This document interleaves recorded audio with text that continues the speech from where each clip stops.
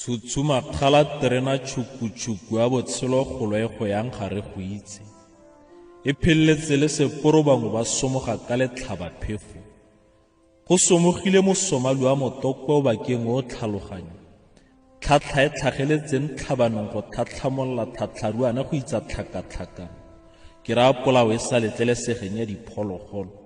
Loso gare go booki o se itheo re o kganya konokono. Ka masobimo a wa gago o phamotswe ke rumo la tlhobolo. Tshukuru ya sala eo lebile o tlhatlhoga e porotla madi a tlhakane le keledi. Batsumi ba sena le gaele sepe ka maikgantsho a bonang kgafela jaaka nakedi. Ba fetotse fatshe la rona patlelo ba itirela diorata. Ba ja ba sosologile ba tlhogile diphuka santse re tla di karapa.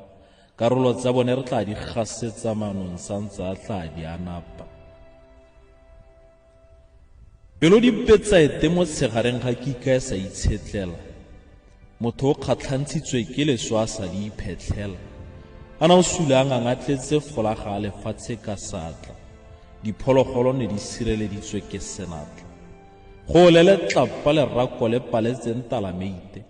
Ba tlhophile tshipi e kgwang mosimollogo go tsamaisa. Ra go a kgola ka no a sireletsa makgabisana ga bonyenyane re na le bone ka wa itse ra mamaisa. Ga ke se opeding ka be ke go tsamaisa ke tlhabeletsa sefela ke na le modisa ka go sone ke go tsamaisa. Utlwa tlhe jaaka ke gatsela tlhaloganyo ke akanya madi a motlhabanyo a ela go piwa ke motlhaba. Mmele o senang botshelo o letile bathuso a potlako go tlhaga. Modimo a o kometse ka matlhaba phefo a le godimo a letile moa wa mogaka. Fatshe le sisa pelo ebile matlho a ntse malaka. Sesole sa Botswana se latlhegetswe leso le mmetsa fela le sa fe mabaka.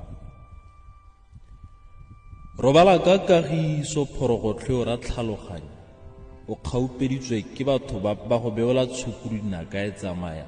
Re go lebile mo kwatla o re huraletsa ke gone jaaka ga o tsamaya.